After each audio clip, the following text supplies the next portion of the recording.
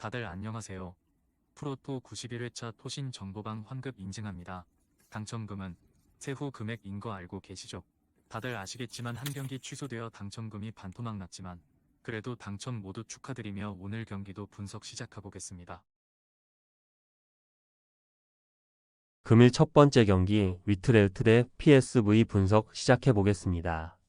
위트레흐트는 페예노르트에 패하며 다소 주춤했지만 그 이후 다시 3연승에 성공하며 2위를 지켜냈으며 스파르타 원정에서 4골을 뽑아내며 대승했고 난적 네이메언을 원정에서 제압했고 리그를 좌지우지하는 수준의 스트라이커는 없지만 빅토르 옌센과 캐슬라인, 로드리게스 등의 이선 화력은 좋으며 또 우승을 노리는 팀답게 수비 라인의 안정감도 확실하다.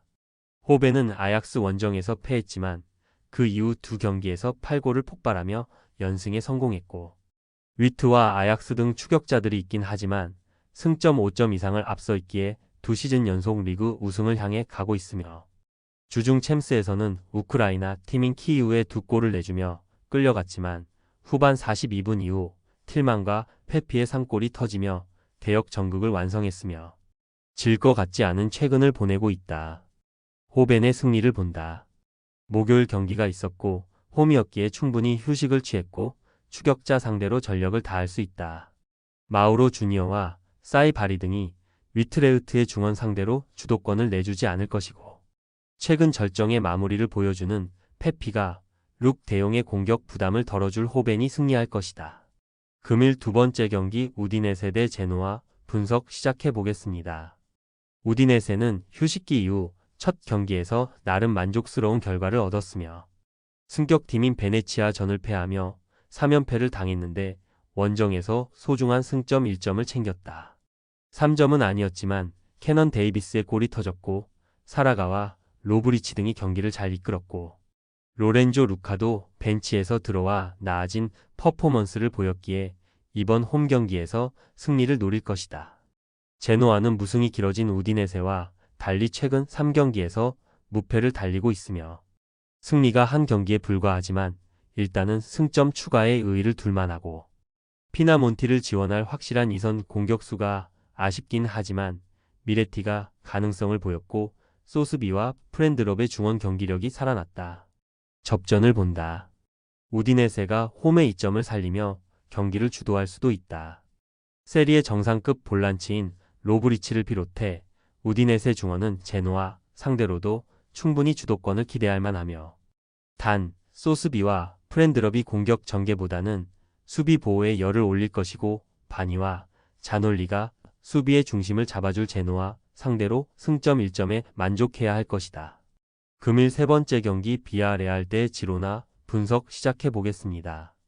비아레알은 지난 라운드에서 오사수나와 무승부를 기록했으며 선제골을 허용했고 경기 내내 고전했지만 바에나와 복귀한 헤라르드 모레노가 골을 터뜨리며 팀을 패배의 위기에서 구해냈고 그러나 연승의 아틀레티코에게 3위 자리를 내줬기에 다음 시즌 챔스 복귀를 위해 이번 경기 승리가 필요하고 모레노와 바리의 투톱 외에도 피노가 경기 내내 공격적인 침투로 지로나 수비를 넘으려 할 것이다.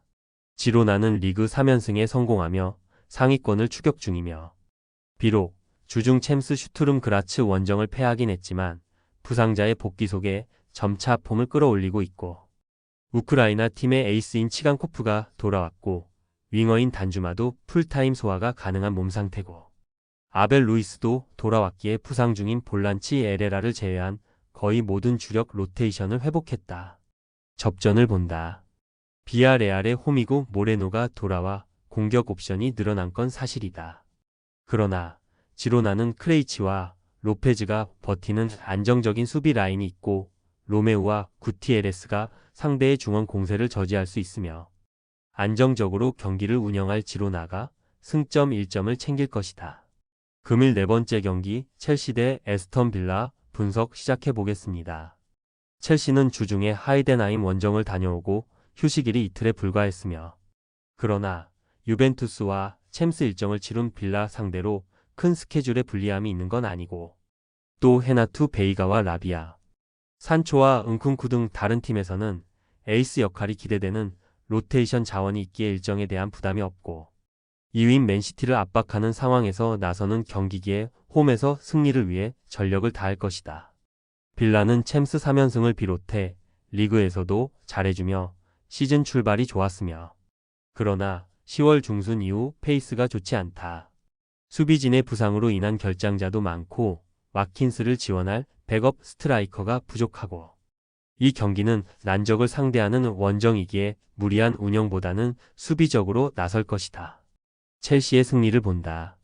빌라는 벨기에 팀의 중원 사령관인 틸레만스를 비롯해 바클리가 중원의 라인을 내리며 실점을 피하려 할 것이다.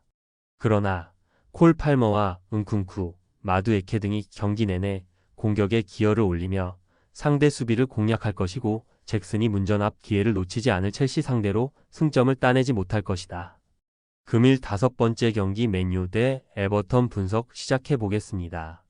맨유는 아모림이 감독으로 부임한 이후 첫 경기에서 입스위치 상대로 승점 1점을 따냈으며 최전방 공격수로 나선 레시포드의 골이 나왔고 경기를 압도했지만 추가골이 터지지 않았고 그래도 백포가 아닌 달록과 에반스 등을 센터백으로 내보낸 백스리로 전환해 안정감이 생긴 모습이며 가르나초와 저크지 등이 마무리만 해준다면 중상위권 진입을 노릴만하다.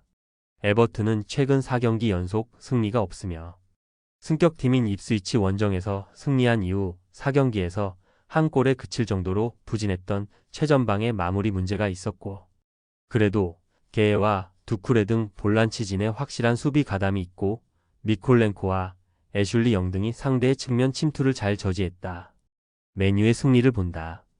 에버튼이 승점 추가를 위해 난적 상대로 원정에서 확실하게 수비 위주의 경기를 할 것이지만 맨유는 이겨낼 힘이 있다.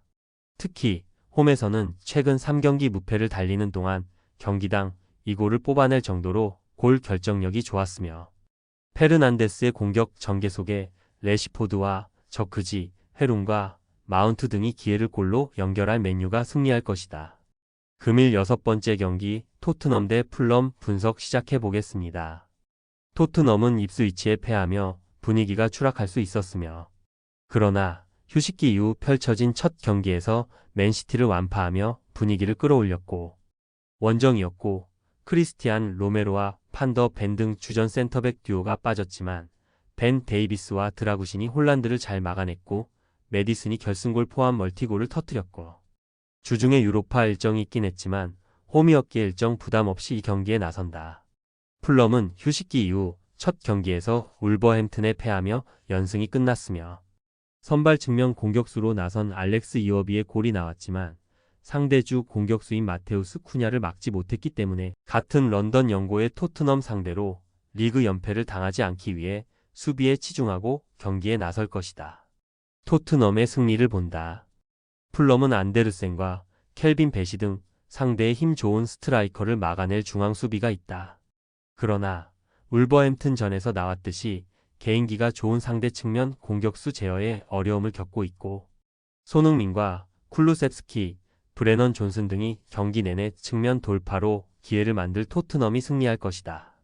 토신 최종 조합은 영상 아래 고정 댓글로 말 걸어주시면 토신 정보방에서 무료로 공유해드립니다.